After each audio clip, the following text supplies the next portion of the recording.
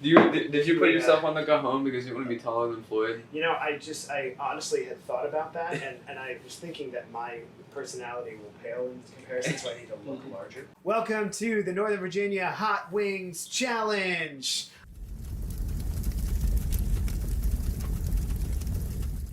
My name is Matt Fisk. This is Floyd Grossett, our guest of honor and Hot Wings interviewee. The way this is going to work is we're going to have a conversation with Floyd. Ask him a few questions, some deep and spiritual, some super not, most of them fun.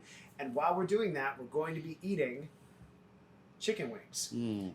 But we're going to get progressively hotter and hotter, and dipping them in hotter and hotter sauces as we go along. Let's go ahead and dive in. So Floyd Grossett, Floyd and Tamara, they lead the southeast region of the Northern Virginia Church. Moved from Phoenix, Arizona. And so first things first is we're getting into some of this, our chicken and our sauces.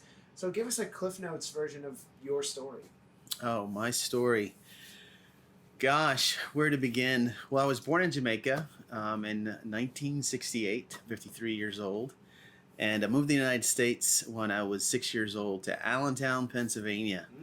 And that's where I grew up. Went to high school.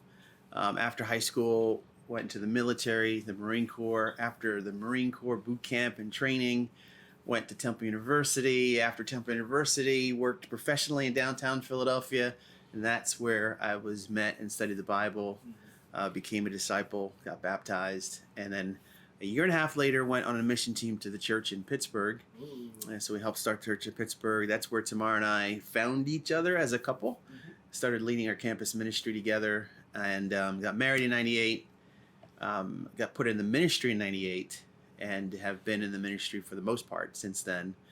Moved back to Philadelphia in 2000, served in the ministry there until 2006.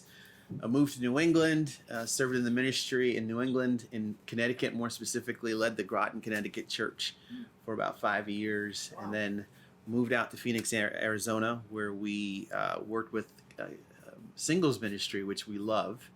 Every church I've ever been in, I've led singles ministry, which is really interesting. So, all right. So, at one point in time, you were in the Marines. Now, can you imagine yourself ever like being a career Marine guy? And like, what would Marine Floyd have been like? That would have been scary. No, I respect everyone who serves in the military without question. It's a sacrifice that it's hard to really understand. But for me, even though I loved the honor of serving, I really had a hard time with the hurry up and wait of the military, which was really challenging for me because I tend to be an impatient person, and I just didn't have the patience for that. And the other thing is that I really had to reconcile what it would be like to actually take a life, and won't get into that depth of it all. But as a career Marine, I would have been intense. Let's just say that. It's so hard to see that because you're like so fun and easygoing, you know. It hasn't always been like that, Matt. Well, there you go. This is the Floyd we want to hear. So you used to be, you're still fiery like this Hot Wings, but maybe like even more fiery while returning fire. Kind of stuff. Yeah, absolutely. All right. So more so, now I know that you love coffee and you love brewing coffee. You like creating coffee in random different ways that most people not even just content with regular drip coffee or maybe even a French press, but when we moved you in, your wife said something to the effect of, it looks like a chemistry set. So talk about your favorite brews, or what is the best brew? Okay, the best brew. Obviously, coffee is a very subjective thing in terms of the taste. Sure. I tend to like darker roasts of coffee because I like the more chocolatey, caramelly, smoky sort of flavors in coffee. Currently, I use a Chemex every single day, and I'm currently, what am I drinking right now? A Mexican coffee from this place called Cafe Mom, which is a French roast. And I love it. I converted my wife a few years ago, or last year actually. She started drinking coffee and she loves it. And so I have probably about 9 different brew methods. in my house, but I mainly use the Chemex. What are the 9? All right, so I have a Chemex. I have a regular drip coffee maker. I have a mocha pot. Oh. I have a clever dripper. I have an AeroPress. I have a siphon or a vac pot. Mm-hmm. I have, let's just see, a Kalita Wave. You're just making stuff up. n- Like, I'm not in a position to tell you you're lying, but I really feel like you're just these looking things- around the room. Like, these things to all you coffee people out there, you know what I'm talking about. You know what's up. Clearly. Yeah. That's So How would you convince a non-coffee drinker to start drinking coffee? well, the thing I would probably tell people is coffee is fascinating. It has over 1,000 compounds in it, Mhm. and there's a science and art to making good coffee, which is what I love about coffee. Yeah. And the art of it is to try to draw out the best flavors of those 1,000 compounds. That is so and spiritual. and when you have good coffee, it's an interesting experience. Oh, it's like it's an art, Yeah. science. Oh, Yeah, gosh. yeah, so- I feel like moved in a spiritual direction. There you go. after having You want a cup of coffee? I really do right now. I've got one over there. It's probably trash because it's recurring. It's been about 10 seconds in hot water and it's brown now. All right, I'm moving on in intensity. Is that Moving on. okay? Yeah, go for the next one. All right, so you did go to high school in Allentown, Pennsylvania. Mm-hmm. Is it Deirdref? Deirdref? Dira. Deirdref? Mm-hmm. Did you play football? I did for 2 years. 2 years. Yeah. Now, I was doing some digging. Your high school won a championship at some point around about the time you were there. No, they didn't. They did. It was 1982, 81. It was like Oh, a yeah. conference championship. Right, Yeah, I was right. looking this up. So you play, and your son Miles plays football too. And Right. It's very exciting to watch him play. Mhm. So, talk a little bit about watching Miles play football as a former player yourself. Well, watching Miles play football is unrecognizable to me because he has a game that I never had, and he's pretty amazing on a football field. I'm sure he gets all of that from his athleticism from his mom, who was a gymnast when she was younger. But I love it. I call him the ankle collector because he's regularly snapping ankles of these young 12-year-olds and 13-year-olds and what have you. But he's got grit too, so I really appreciate that. Who does he remind you of in the pros if you like watching him play? What's his game like? Well, interestingly, I don't. As a guy who just went to the pros, he reminds me of Devontae Smith, who played for Alabama. Oh, yeah. In that Miles is really thin and skinny, but fast and deceptively really good, Oh, wow. and has great hands. And so Catch out of the back. we'll see. Yeah. That's great. So All right, so you went to school at Temple University yes, and studied. What did you study? I studied journalism, but more specifically advertising. Mm. Yeah, and marketing. Yeah, You know, like Mad Men. Watch that show. like that. Without the drama, though. So we'll talk a little bit about about Pennsylvania, and let's start with Philly. Sorry, I just bit. Are you into a hot feeling one. it? I'm You feeling feeling a it? little bit. Like I said, woo! Come on, man. Hot wings, man. So you spent time in Philly. Where is the best place to get a cheesesteak in Philadelphia? Jim Steak on South Street. No. Yes. What about Jim's on South Street?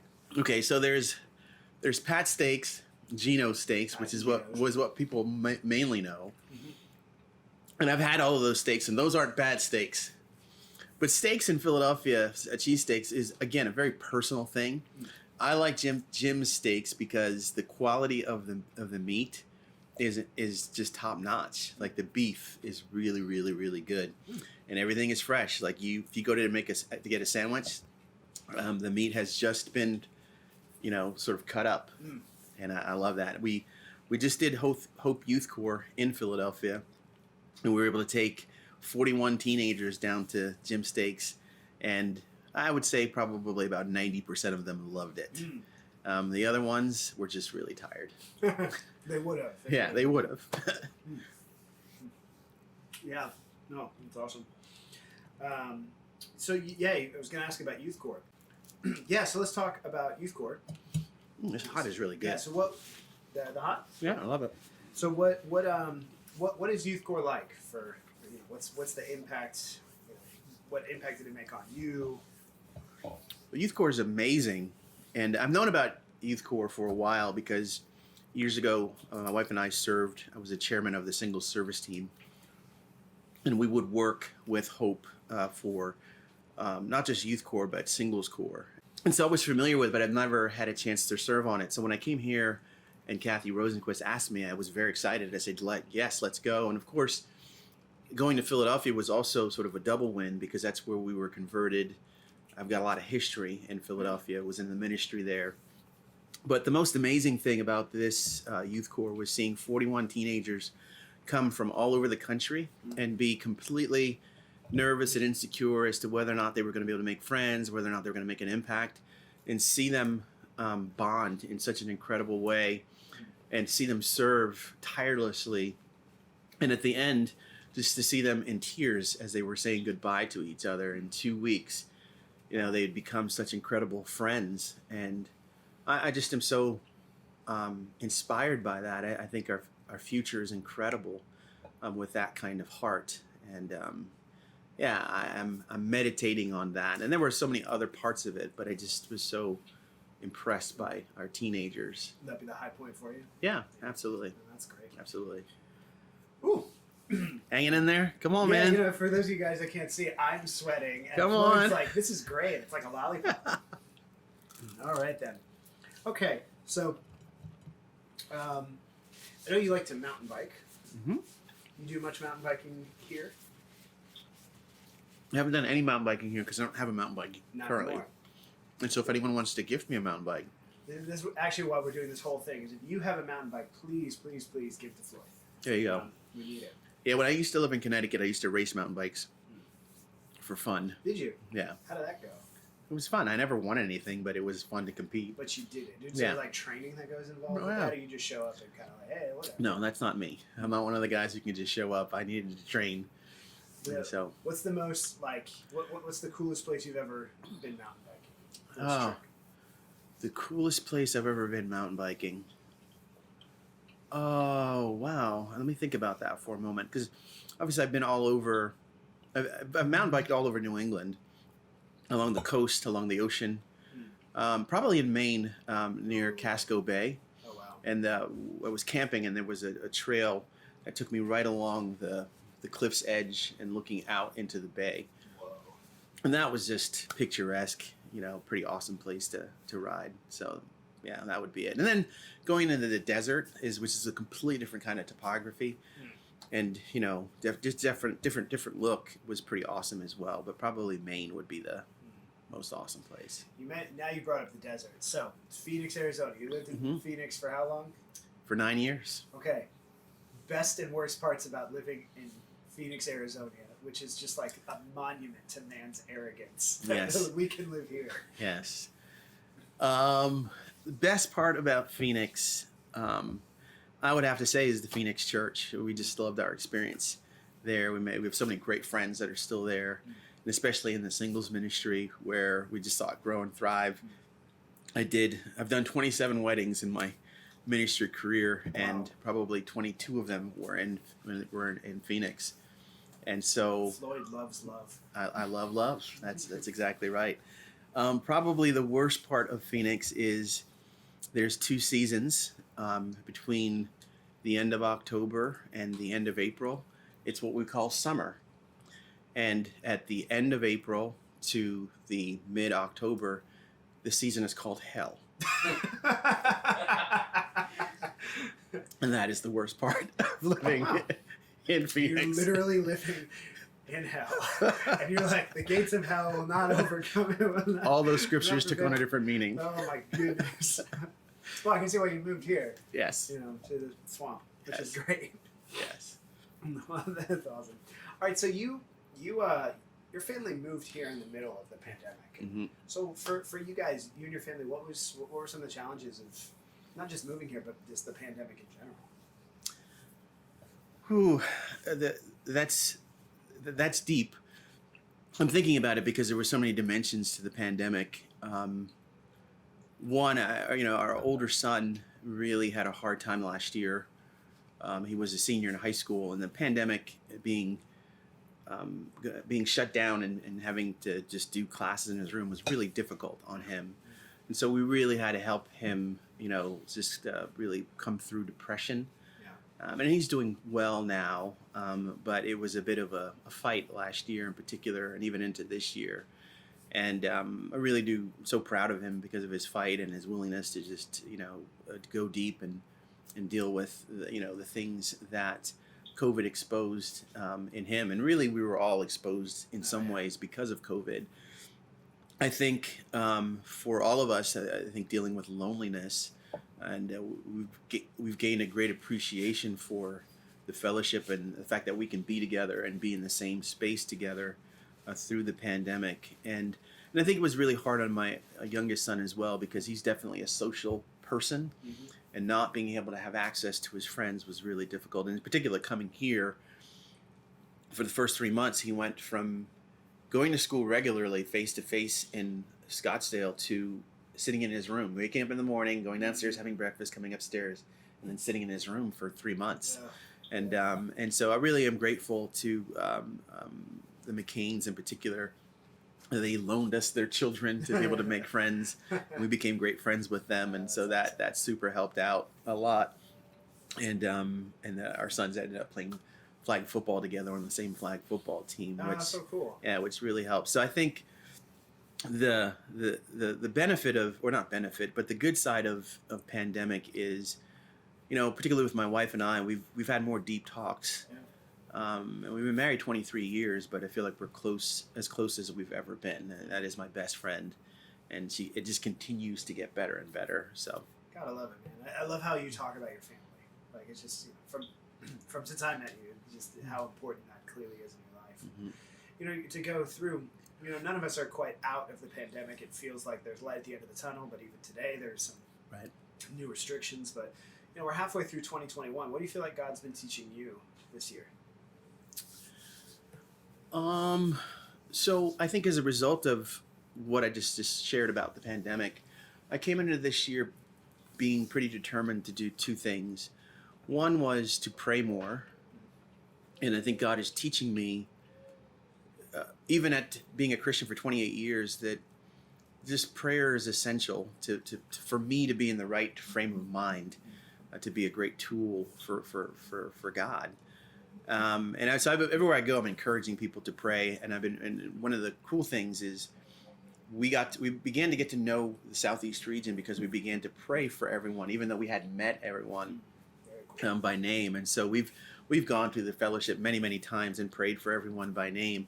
And so it's a real thrill right now being able to meet face to face and see people for the first time and understand their story and have more specific things to pray about than, hey, I hope they're close to God. You're in Witch House Church now? Oh, yeah. Hi, we've been leading you for several months now. Yeah, and so. Who are you again? Yeah, but the second thing is that I made a commitment to, I'm a thinker and I can live inside of my head, and I made a commitment this year to allow, and particularly my wife, but other people into my inner world more in a more significant way, and to share more of what I'm thinking, even if it's a little bit off the wall or anything like that, because it's my responsibility to be known, and if people aren't going to know me unless I let them know me. So true.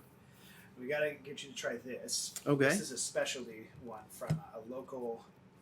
It's actually a distillery. They make their own. Okay. Yeah. So try it. So it's got alcohol in it or something? No. I think they just make it in some of the former barrels or something like that. It's really okay.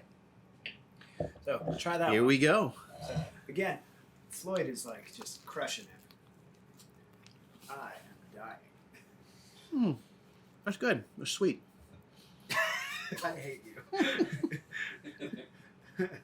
Oh, it's like a popsicle.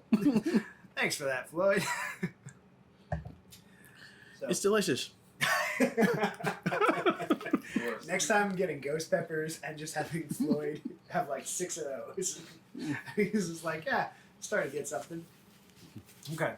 So you've talked several times about the singles and the heart for the singles ministry that you've had. Everywhere you've been, you were chairman of the singles service team for the family of churches, and put together the singles conference in Phoenix several years back, or a few years back. So if there was one thing that you would want singles to hear from God about themselves and to understand about them, if there's just one thing that every single could get from God, what would that be? The one thing that I want singles to know is that because you're single doesn't mean that you're any less or that you're cursed or that you're somehow forgotten by God. The idea of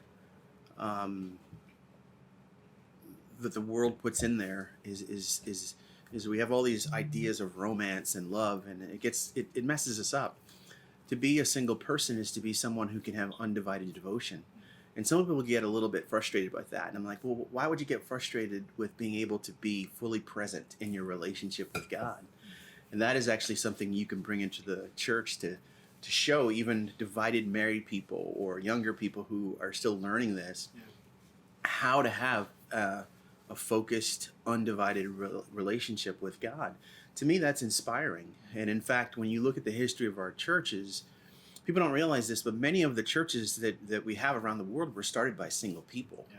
They went on these mission teams, they were unmarried, and they did the best they could. And now there are churches in other countries as a result of them using their singleness. I don't think they were thinking that way. They weren't thinking, I'm single, you should send me. They had the heart and said, let's go. I think there's too much an emphasis on married or single, and I think there's got to be more of an emphasis on how can I really serve God in the situation that I'm in right now. And if you happen to be single, use your singleness to the glory of God. And it's a blessed state to be in.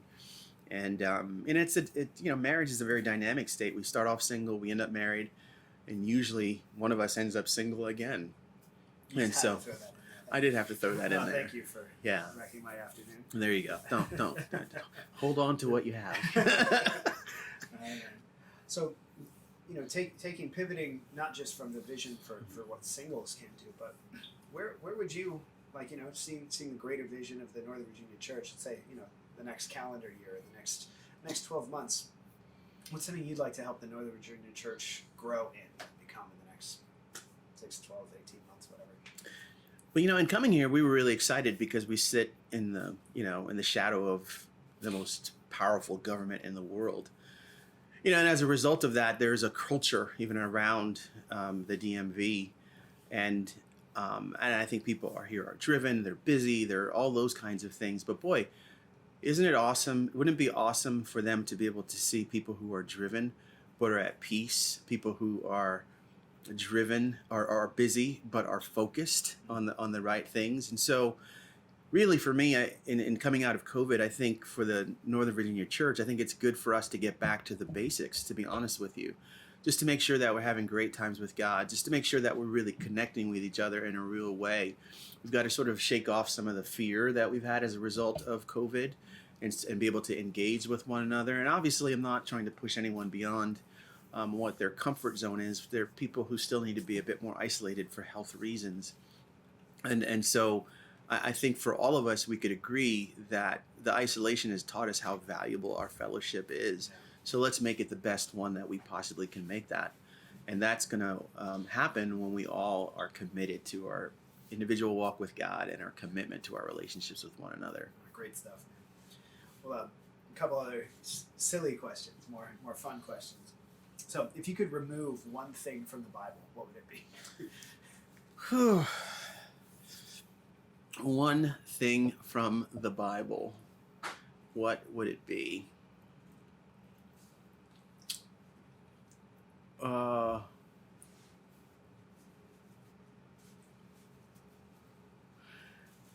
Probably the story of Jonah.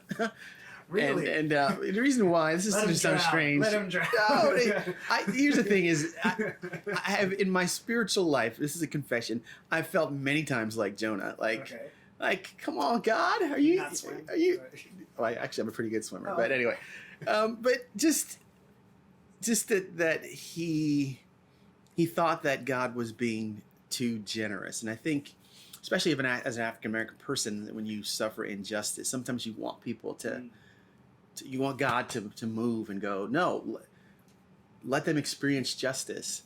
And so I think it's close to home in that sense. And and it convicts me. Yeah. And so I wish sometimes it just wasn't there. Please, just take it. No one's going to miss it. It's I like know, 3 pages. Right. You wouldn't even know it's gone. Right. Exactly. No, that's exactly what I wanted to know. Okay, you DJ. You are a I DJ. do. You've done DJ Yep. and stuff. So I would love to talk to you about your setup and stuff, but what I really want to know is, so what is your most underrated party jam? Like that people don't really realize it's just like a jam and it's just super underrated. I don't know if it's underrated, but with House of Pain, Jump Around. Oh, It always brings everybody to the dance floor.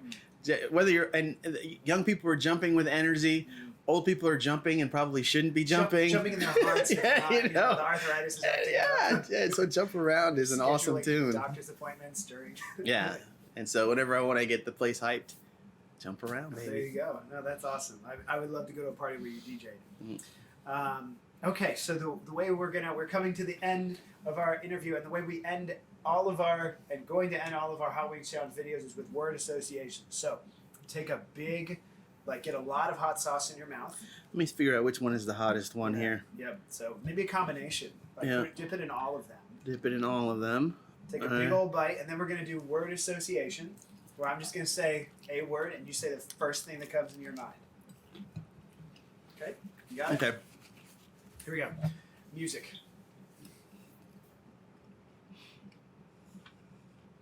First thing. Slow. It's hot. It is hot. Got him. It took the whole interview. Music. Relaxing. Relaxing, not like this hot wings. I like this hot wing. Church. Love it. Tom Cruise. Top Gun. Nice. Poggers. Again? Poggers. Poggers. Loggers. Ocean. Blue. Dogs. Cats. Nova. Cova. Prayer. Warrior. Worship. Peace. Minecraft. Miles. My son Miles plays bike. Tom Brady. Hate him. Matt Fisk. Love him. That's how we want it. Floyd, thank you so much for taking the time, eating some hot wings. I'm Matt Fisk. We'll see you next time on the Hot Wings Challenge. What's up, Nova Church and church family? If you guys want to see more videos just like this one, please subscribe to our channel below. And please put in the comment section any suggestions you have for any kind of fun or interesting content that you think that we should post. Have an amazing day.